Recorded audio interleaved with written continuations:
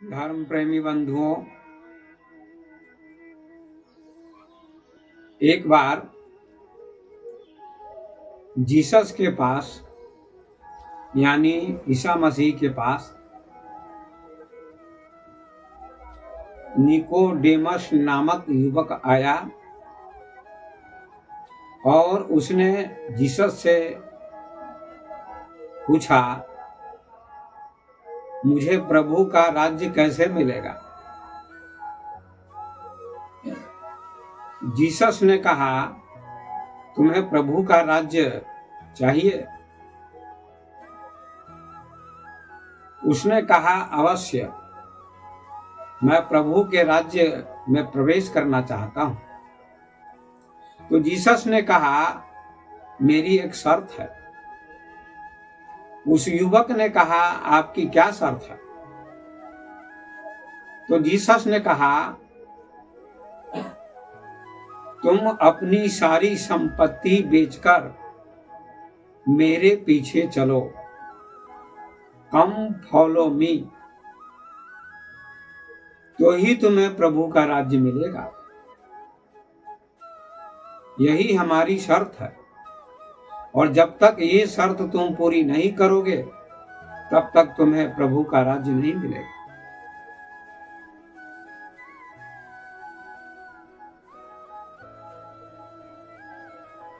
और दूसरी बात और भी है, दूसरा उदाहरण और भी है। एक बार जीसस समुद्र के तट पर घूम रहे थे। एक मछुआ अर्थात मछली पकड़ने वाला व्यक्ति जाल को फैलाकर मछलियां पकड़ रहा था। जीसस ने उसके कंधे पर पीछे से हाथ रखा। उस व्यक्ति ने, मछुए ने पीछे लौटकर देखा और कहा, आप कौन हैं? आपने मेरे कंधे पर हाथ क्यों रखा? जीसस ने कहा, मैं जीसस हूं, ईसा मसीह हूं,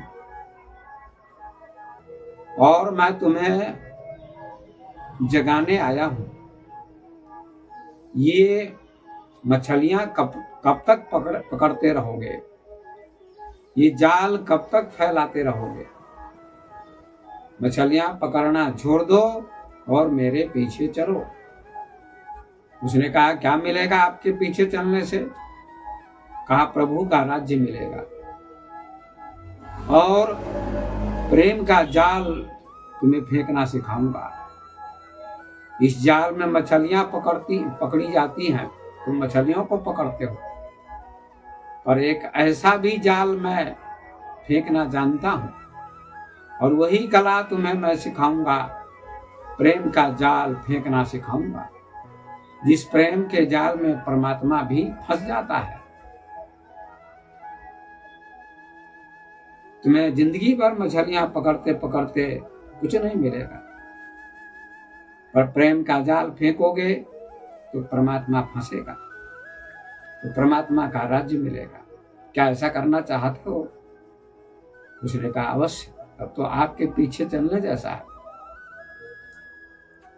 मछुआरा उसके पीछे पीछे चलने लगा। जीसस की आंखों में तेज था, ओज था, चमक थी। जीसस से वह प्रभावित हुआ और पीछे चलने लगा। तभी एक व्यक्ति आया उसके गांव का और मछुआरे से कहा, तुम्हारे पिता की मृत्यु हो गई है, कम से कम अपने पिता का संस्कार तो कर लो, उसके बाद जीसस के पीछे जाना। उस मछुआरे ने कहा, जीसस, मुझे जाने की आज्ञा दो, मेरे पिता का देहांत हो गया है, मैं उनका उनको दफना कर आऊंगा, तब आपके पीछे चलूंगा। जीसस ने कहा, मुर्दे को मुर्दे दफना देंगे। ये बहुत कीमती बात जीसस ने कही उस मछुए से। मुर्दे को मुर्दे दफना देंगे मतलब संसार के लोग मुर्दे हैं, और जो तुम्हारा पिता मर गया वो भी मुर्दा बन गया। जिनको प्रभु का राज्य पता नहीं, जिनको परमात्मा से प्रेम नहीं, वे सभी संसार के लोग मुर्दे हैं। इसलिए चलो मेरे पीछे, मत लौटो। मछुआरा जीसस के पीछे पीछे चलने लगा।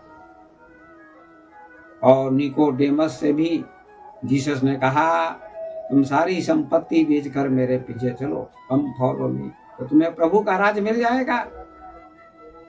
यही हमारी शर्त है। और बंधुओं, सभी ज्ञानियों की यही शर्त होती है। यदि आपको प्रभु का राज्य पाना है, आपको परम सत्य को पाना है, आपको ईश्वर के राज्य में प्रवेश करना है, तो संसार की संपत्ति का मोह त्यागना होगा और गुरु के पीछे, पैगंबर के पीछे, महापुरुष के पीछे लगना होगा। तभी आपको परमात्मा का राज्य मिलेगा, परमात्मा मिलेगा। यही शर्त है। लेकिन ये शर्त लोग पूरी नहीं कर पाते हैं। ये शर्त आपको पूरी करनी पड़ेगी, तभी प्रभु का राज्य मिलेगा। लेकिन लोग पीछे हट जाते हैं। जीसस के जीवन के ये दो उल्लेख हैं जो बहुत महत्वपूर्ण है। यदि आपको परमात्मा को पाना है, प्रभु का राज्य पाना है, तो संसार का मोह त्याग करना पड़ेगा। तुलसीदास जी ने भी लिखा है, सबकी ममता ताक बटोरी, मम पद मगही बांध बड़ी डोरी। सारे लोगों की ममता का त्याग कर दो और प्रभु के चरणों में सारे लोगों की ममता को जोड़ दो। लेकिन लोग क्या ऐसा करते हैं? नहीं करते। इसलिए लोगों को कृपा नहीं होती है गुरु की, महापुरुष की, और प्रभु का राज्य उनको नहीं मिलेगा।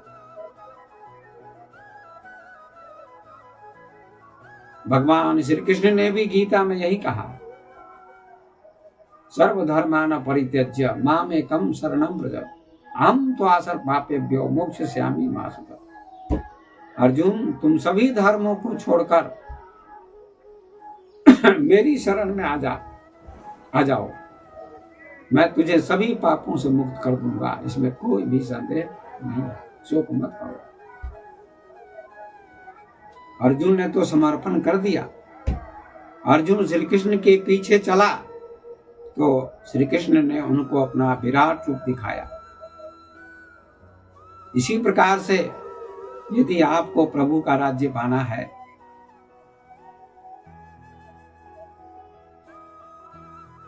आपको सत्य को जानना है, ईश्वर को जानना है,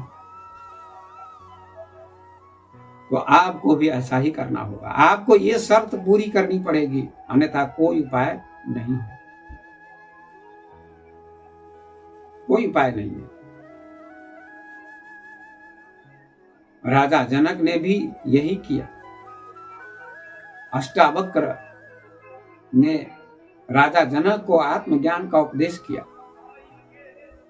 जनक ने पूछा था, कथम ज्ञानम, ज्ञान कैसे होगा? फिर पूछा, वैराग्य कैसे होगा, मुक्ति कैसे होगी? ये 3 प्रश्न जनक जी ने अष्टावक्र से पूछे थे। इन 3 प्रश्नों के उत्तर में अष्टावक्र ने जनक से कहा, यदि देहम वृद्धि कृत्य चिति विश्राम तिष्ठसि अधुनैव सुखी शांतो बंध मुक्तो भविष्यति। यदि तुम आत्मा को शरीर से पृथक समझो, यदि देहम वृद्धि कृत्य चिति विश्राम तिष्ठसि, और चैतन्य में विश्राम करो।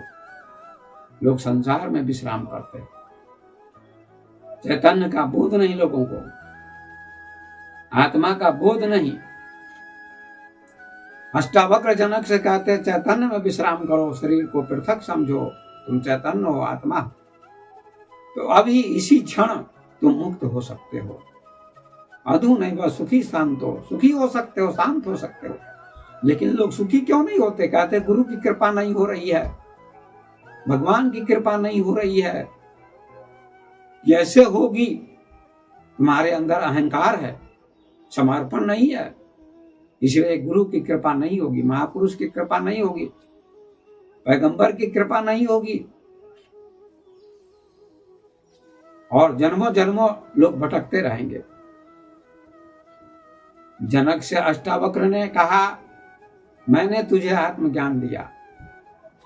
पूरा अष्टावक्र गीता संवाद है जनक और अष्टावक्र का। अष्टावक्र ने लास्ट में कहा अंत में कि तुमको मैंने ज्ञान दिया, मुक्ति का मार्ग बताया, अब तुम मुझे गुरु दक्षिणा दो। क्या दोगे?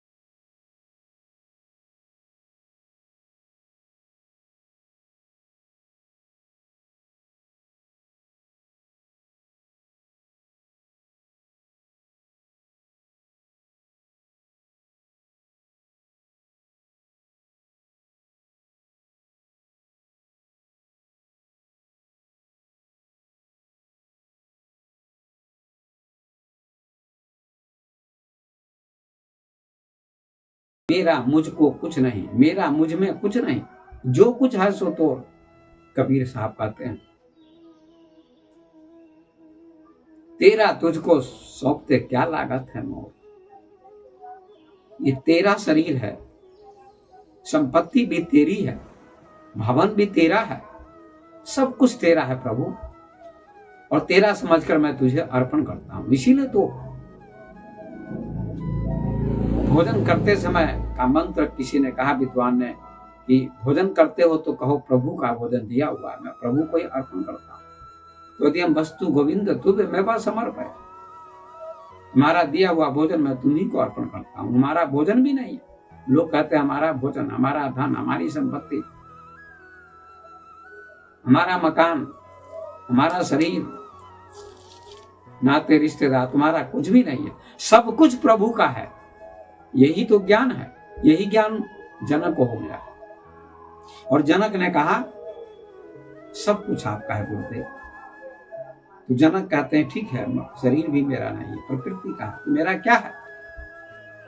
अष्टावक्र कहते हैं आंख बंद करके देखो तुम्हारा क्या है। तुम अपनी चीज मुझे दे सकते हो जिस पर तुम्हारा खुद स्वयं का अधिकार हो।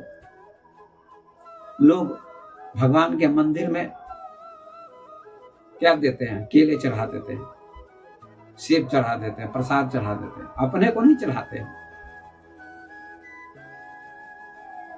अपने को अर्पण करो, अपने मन को अर्पण कर दो, अपने अहंकार को अर्पण कर दो। तो जनक आंख बंद करते हैं और उनको पता लग जाता है कि मन पर मेरा अधिकार है, मैं मन जिसको देना चाहूंगा दे सकता हूं। इसीलिए तो लड़के लड़की का विवाह होता है तो एक दूसरे को अपना मन दे देते हैं।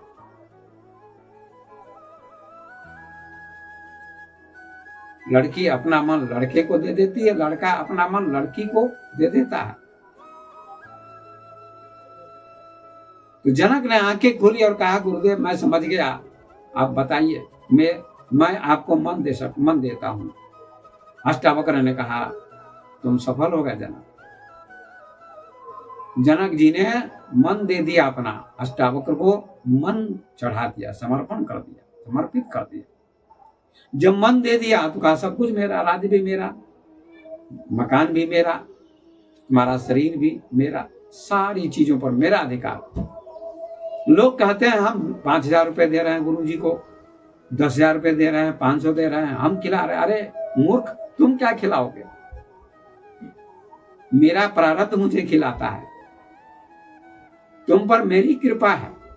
तुम अपना दान देते हो, कुछ भी नहीं तुम्हारा दान मेरे ज्ञान के सामने हो, भगवान के महापुरुष के ज्ञान के सामने तुम्हारा धन कुछ भी नहीं है, जीरो नहीं। गुरु जी का ज्ञान तो हीरा है और तुम्हारा धन तो कचरा है। और हीरे से कचरे की तुलना कभी नहीं की जा सकती है, चांदी की तुलना कभी नहीं की जा सकती।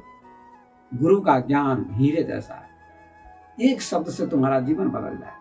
जनक जी ने अपना मन अर्पण कर दिया और जनक मुक्त हो गए, इसलिए विदेही कहे जाते हैं।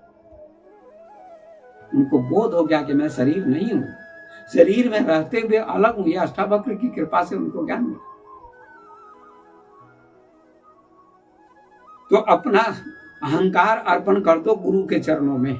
जीसस ने यही निकोडेमस से कहा, मछुआरे से कहा, सब कुछ त्याग कर, सब कुछ बेचकर मेरे पीछे चलो, कम फॉलो मी। तो एक क्षण में घटना घट सकती है, एक क्षण में प्रभु का राज मिल सकता है। समय नहीं लगेगा, देर नहीं लगेगी, लेकिन लोग अपना मन अर्पण नहीं करना चाहते। अपना मन अर्पण कर दिया मीरा ने, अपना मन अर्पण कर दिया ध्रुव ने, अपना मन अर्पण कर दिया जनक जी ने, अपना मन अर्पण कर दिया अर्जुन ने, अपना मन अर्पण कर दिया हनुमान ने राम के चरणों में।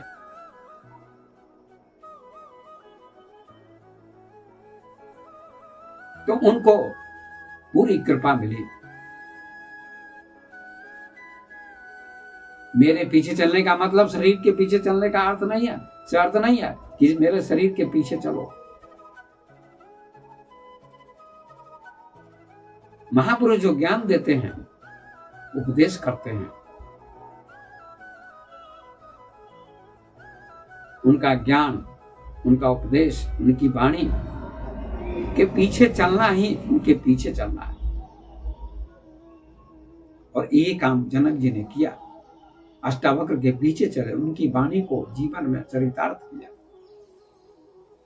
अर्जुन ने कृष्ण की वाणी को, गीता के संदेश को जीवन में अपनाया, इसलिए अर्जुन की जीत हुई, पांडव की जीत हुई और कौरव की हार हुई।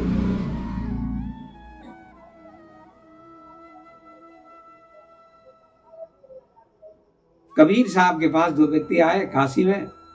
एक ने कहा हमको ज्ञान दीजिए।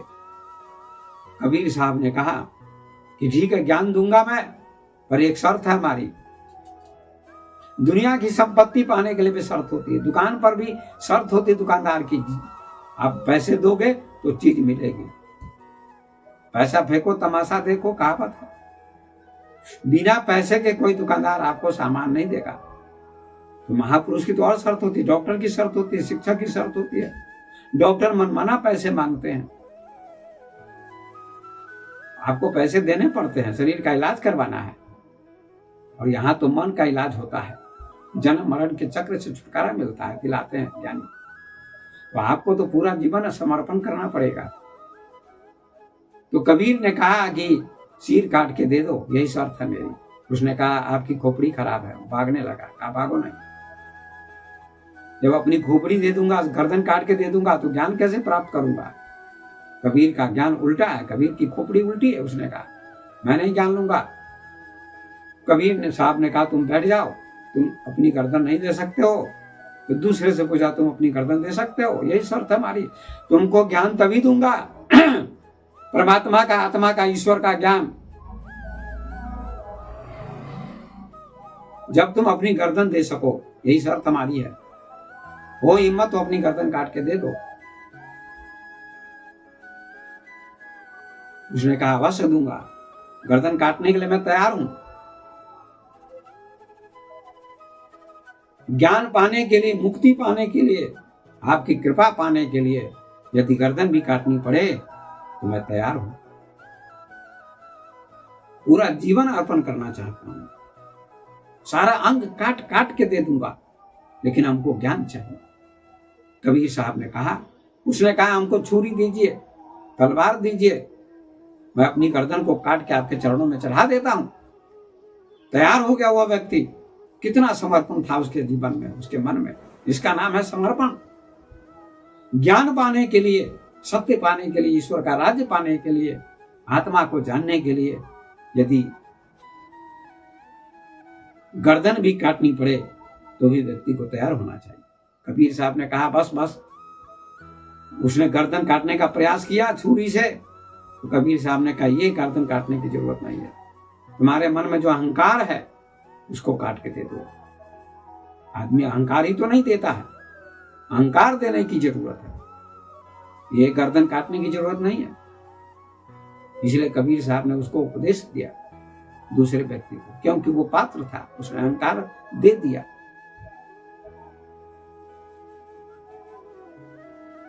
जिस काट आगे धरो ताप पर राखो पांव, दास कबीरा यूं कहे ऐसा हो तो आओ। पद में कहते हैं अपना सर काटकर, गर्दन काटकर अपनी दे दो हमारे लिए, तब तुम आगे कदम बढ़ाओ। सिर काट आगे धरो ताप पर राखो पांव, तब कदम बढ़ाओ। दास कबीरा यूं कहे ऐसा हो तो आओ। कबीर कहते हैं ऐसा अगर साहस है, ऐसी हिम्मत है, ऐसा समर्पण है, तभी तुम मेरे पास आओ या किसी महापुरुष के पास जाओ। ये शर्त है महापुरुष की। गुरु माथे पर राखिए चलिए आज्ञा माही, कहें कबीरता दास को 3 लोग रखना है। कबीर कहते हैं कि गुरु को माथे पर रखो। माथे पर रखने का मतलब सिर पर लेकर ढोने की जरूरत नहीं है। हर काम के पहले गुरु का स्मरण, गुरु को प्रणाम। गुरु ही सब कुछ है। आगे पीछे दाएं बाएं ऊपर नीचे ऐसी आपकी दृष्टि होनी चाहिए, ऐसा समर्पण होना चाहिए, तो गुरु की कृपा, महापुरुष की कृपा बरसेगी।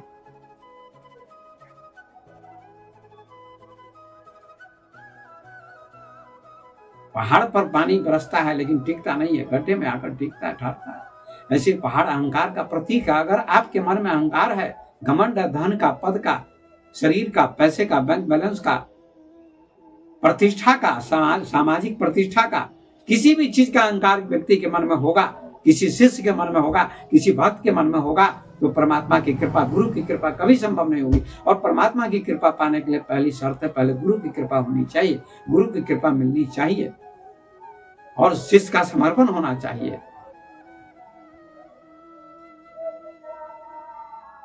भगवान राम ने भी वशिष्ठ के चरणों में समर्पण कर दिया, भगवान कृष्ण ने भी संदीपनी के चरणों में समर्पण कर दिया, अपने गुरु के चरणों। तभी उनके जीवन में सत्य आया, प्रभु का राज्य मिला। तो यही जीसस कहना चाहते हैं, मेरे पीछे चलो, कम फॉलो मी। निकोडेमस से कहा, मछुआरे से कहा।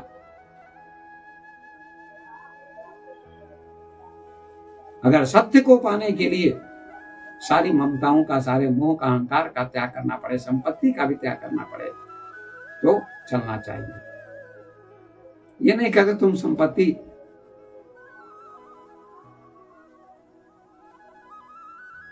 को छोड़कर भिखारी बन जाओ, ऐसा नहीं कहते।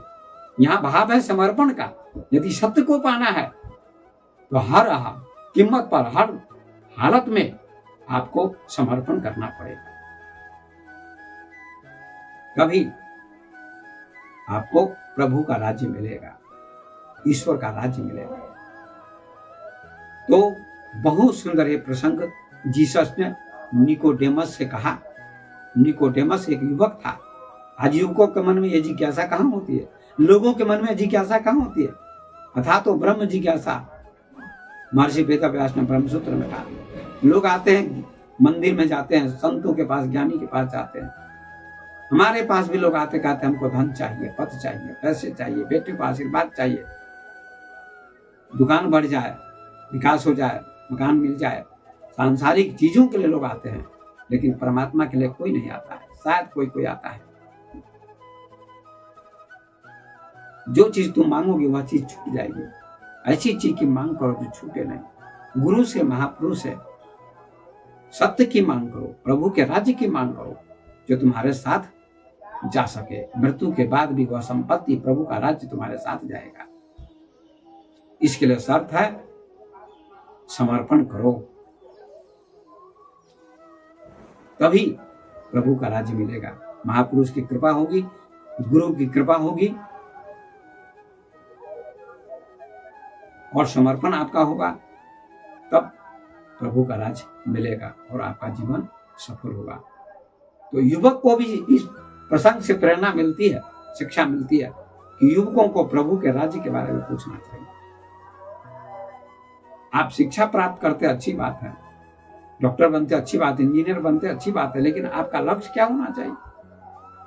प्रभु का राज्य अंत में, क्योंकि अंत में सभी का लक्ष्य है सुख, शांति, आनंद, और आनंद अंतिम प्रभु का राज्य ही है, वहीं से मिलेगा। प्रभु के राज्य में ही आनंद है। आनंद धन में नहीं, पद में नहीं, पैसे में नहीं, इन चीजों में सुख है और सुख दुख में बदल जाता है, लेकिन आनंद कभी नहीं बदलता है। तो अपनी वाणी को मैं विराम दे रहा हूं। जीसस का ये वक्तव्य, जीसस का ये कथन बहुत कीमती है सबके लिए, जिज्ञासुओं के लिए, भक्तों के लिए, सत्य के प्रेमियों के लिए, अध्यात्म के जिज्ञासुओं के लिए, कि सब संपत्ति बेचकर मेरे पीछे आओ। बेचने का मतलब ये नहीं कि तुम भिखारी बन जाओ, मतलब समर्पण करो और परमात्मा के राज्य में प्रवेश पाने के लिए शर्त यही है कि समर्पण होना चाहिए। चाहे धन भी देना पड़े, धन बेचकर भी उनको देना पड़े, और प्रभु मिले, ज्ञान मिले तो बेचकर भी देना चाहिए गुरु को। पूरा जीवन समर्पण कर देना चाहिए, तभी आपको परमात्मा का राज्य मिलेगा। तो पहली शर्त गुरु की कृपा होनी चाहिए, तब प्रभु का राज्य मिलेगा। यही जीसस कहना चाहते हैं। इन्हीं शब्दों को कहते हुए मैं अपनी वाणी को विराम देता हूं। आप सभी वीडियो को लाइक करें, सब्सक्राइब करें, शेयर करें। तो आपका मंगल हो, आपका कल्याण हो। धन्यवाद।